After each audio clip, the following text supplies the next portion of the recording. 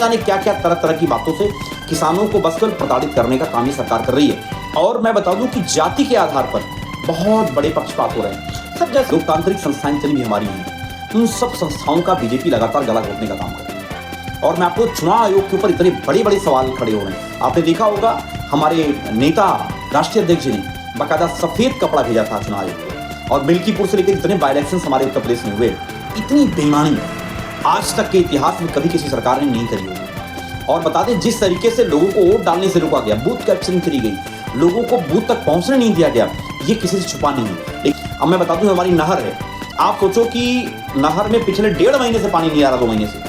और आप सोचो जो सिंचाई इतनी महंगी हो गई है, अब बेचारा किसान हमारा जो है, जो पेट्रोल डीजल से जो सिंचाई करेगा, डीजल से अब कितना महंगा डीजल है और कितनी महंगी सिंचाई हो गई है, वो बेचारा अपनी फसल कैसे बचाएगा। बहुत सारे वाजिब सवाल हैं, चाहे नौजवान हो, चाहे किसान हो, चाहे बेरोजगार हो, चाहे व्यापारी हो, चाहे महिलाएं हो, ऐसा कोई तबका नहीं जो परेशान नहीं है।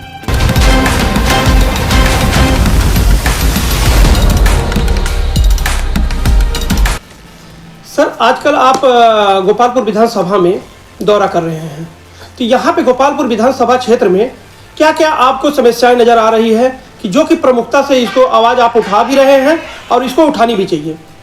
देखिए, सबसे पहली बात तो यह है कि मैं बजरंग भाई आपका धन्यवाद करता हूं। कम से कम आप जनता के प्रमुख मुद्दों को बराबर लगातार इस बात का जिक्र करते रहते हैं।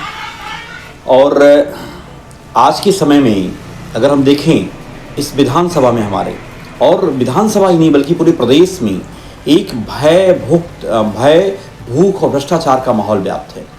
और आप देखें कि जन समस्याओं की अगर हम बात कर लें तो हमारा जो ये बेल्ट है पूरी तरीके से गन्ना किसान का बेल्ट है। हमारे गन्ना जो है एक तरीके से प्रमुख खेती है। और जो किसान, मैं तो बराबर लोगों के संपर्क में रहता हूँ, बहुत सारे ऐसे किसान हैं जिनकी गन्ना की बहुत बड़ी समस्या है।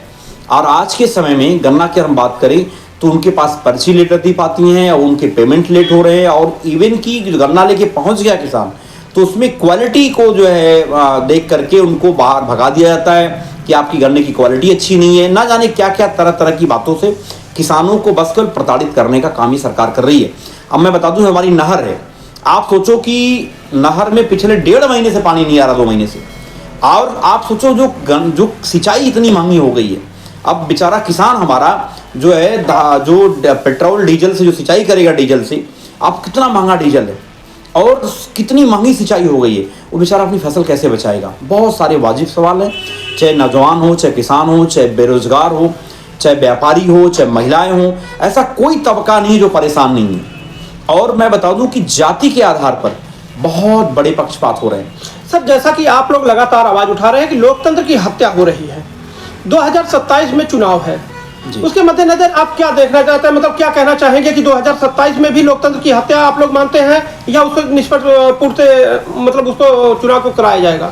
देखिए, सबसे बड़ी बात है, जहां तक लोकतंत्र की बात करें, लोकतांत्रिक प्रक्रिया और जो संवैधानिक संस्थाएं हैं, लोकतांत्रिक संस्थाएं जितनी भी हमारी हैं, उन सब संस्थाओं का बीजेपी लगातार गला घोटने का काम कर रही है। और मैं आपको चुनाव आयोग के ऊपर इतने बड़े बड़े सवाल खड़े हो रहे हैं। आपने देखा होगा हमारे नेता राष्ट्रीय अध्यक्ष जी ने बाकायदा सफेद कपड़ा भेजा था चुनाव आयोग को, और मिल्कीपुर से लेकर जितने बाई इलेक्शन हमारे उत्तर प्रदेश में हुए, इतनी बेईमानी आज तक के इतिहास में कभी किसी सरकार ने नहीं करी होगी।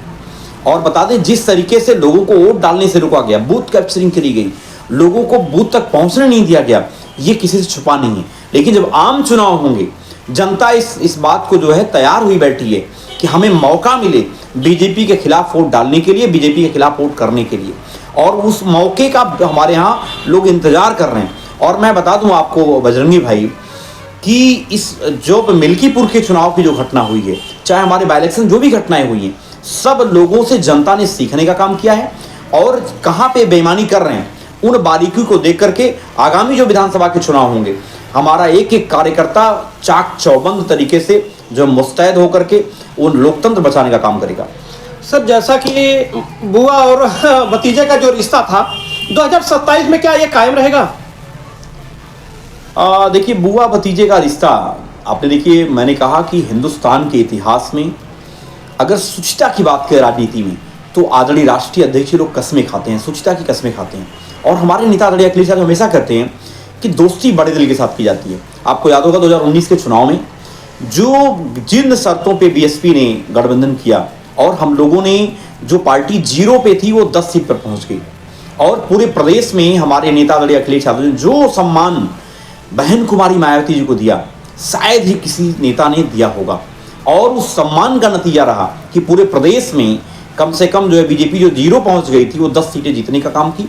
और उसके अलावा बहन कुमारी मायावती जी के ऊपर न जाने कौन सी मजबूरियां थी कि उन्होंने गठबंधन तोड़ने का काम किया, और आज भी जो दलित समाज हमारा जो SC/ST वर्ग है, जो हमारा पिछड़ा समाज है, वो आज भी इस बात को जो है कोसता है बसपा को कि आखिर ऐसी क्या मजबूरी थी कि बहन कुमारी मायावती जी ने गठबंधन क्यों तोड़ा। पूरी की पूरी तरीके से आज भी लोग ये सवाल खड़ा करते हैं बसपा के ऊपर। इसलिए समाजवादी पार्टी जो हमारे गठबंधन अभी है वर्तमान में पीडीए के लेकर के हमारे नेता आदरणीय अखिलेश यादव जी जनता के बीच में जा रहे हैं, और जनता की प्रमुख समस्याओं की जो लगातार वो चर्चा कर रहे हैं उसमें स्कीमें ला करके हम लोग जो पीडीए की सरकार बनाने का काम करेंगे। अच्छा सर, कि जैसा कि आप लोग एक पीडीए का नारा दे रहे हैं, जगह जगह चौपाल लगा रहे हैं, क्या पीडीए जो है ये 2027 में कामयाब रहेगा?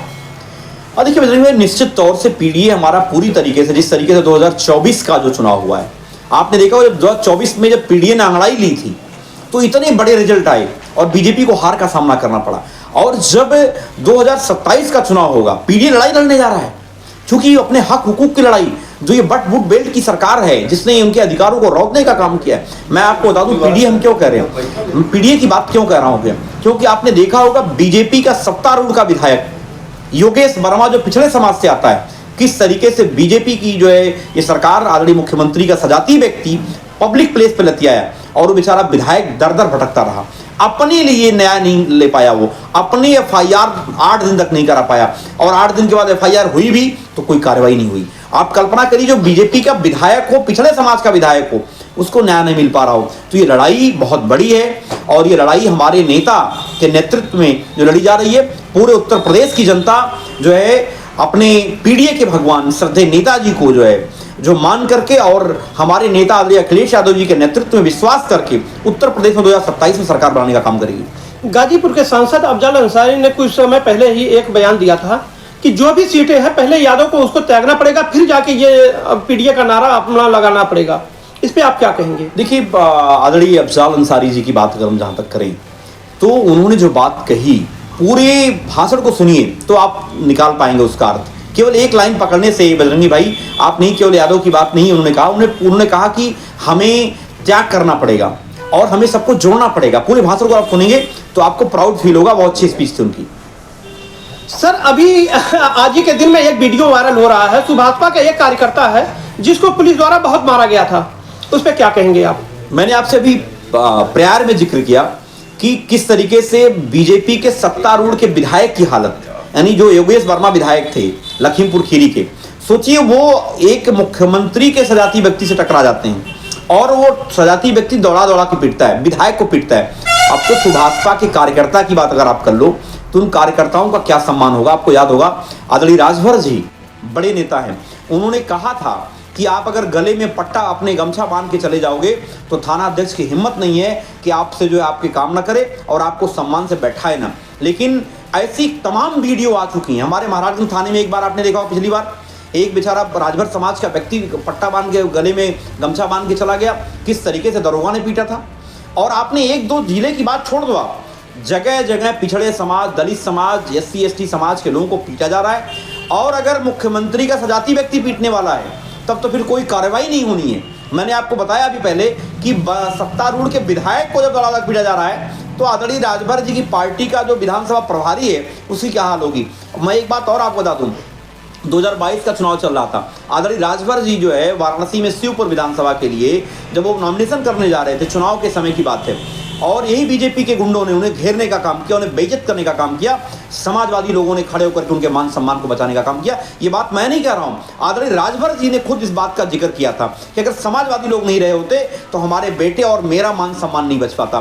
तो आदरणीय राजभर जी इस बात को जानते हैं कि समाजवादी लोग ही मान सम्मान बचाने का काम करते हैं। ये लड़ाई बहुत बड़ी है, जो पीडीए समाज के हमारा साथी जो पीटा गया है, चाहे किसी भी पार्टी में हो, लेकिन उसकी लड़ाई भी, उसके आत्मसम्मान की लड़ाई भी हमारे नेता आदरणीय अखिलेश यादव जी जो है मैदान में कूद पड़े हैं कि पीडीए के मान सम्मान की रक्षा अवश्य होगी। स्वास्थ्य मंत्री जी अभी विधानसभा सत्र में एक बयान दिया था कि बच्चे हैं, गलतियां हो जाती हैं, इस पे क्या कहेंगे? देखिए, आदरणीय पाठक जी बड़बोलेपन वाले मंत्री कहे जाते हैं। अक्सर करके मैं कई बार मैंने चैनल पे बोला है और हमारे नेता अखिलेश यादव जी बोलते हैं कि छापामार मंत्री हैं वो। अक्सर करके जहां भी मैं तो कहता हूं हमेशा, मैं लखनऊ में इलाज कराता हूं लोगों का बजरंगी भाई, जिस भी अस्पताल में आदरणीय पाठक जी जाते हैं वो सब समाजवादियों द्वारा बनाए गए अस्पताल हैं। चाहे लोहिया की बात कर लीजिए, चाहे पीजीआई के एक्सटेंशन की बात कर लीजिए, चाहे आपका 200 बेड का मास्टर अस्पताल कर लीजिए, चाहे 100 बेड का अस्पताल आप लोक बंधु आसियाना वाला 300 बेड बात कर लीजिए, चाहे रामसागर मिश्रा के नाम से अस्पताल बनाए, वो जितने भी, चाहे एशिया का सबसे बड़ा कैंसर इंस्टीट्यूट की बात कर लीजिए, सारे अस्पताल समाजवादियों द्वारा बनाए गए हैं और वहीं पर जाके छापा मारते हैं।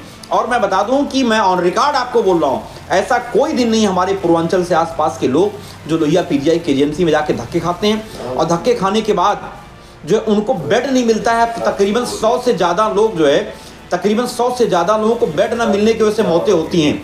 और आप ये समझिए, एक बात समझना पड़ेगा, आज के समय में हालत यह है, आदरणीय पाठक जी जो बयान दिया उन्होंने, उस बयान का जो है इतनी भर्त्सना हुई कि बताइए एक डिप्टी सीएम जो है इस तरीके से भाषा का कैसे प्रयोग कर सकता है, और वो भी श्रद्धेय नेताजी के बारे में। जो लोग पिछड़ा दलित अल्पसंख्यक और जो हमारे जो नौजवान है, जो हमारा जो सेना के जवान है जो शहीद हो जाते थे, लोग भगवान मानते हैं नेताजी को, और उनका अपमान करना ब्रजेश पाठक जी ने अपने लिए, अपने राजनीतिक भविष्य के लिए जो है एक तरीके से खाई खोदने का काम किया है। और उनको आगामी चुनाव में जब चुनाव होगा 2027 का, जहां से चुनाव लड़ेंगे आदरणीय पाठक जी, वहां का पीडीए समाज का जो है उनको जो है चुनाव जबरदस्त हराने का काम करेगा। सर बहुत बहुत धन्यवाद। बहुत धन्यवाद।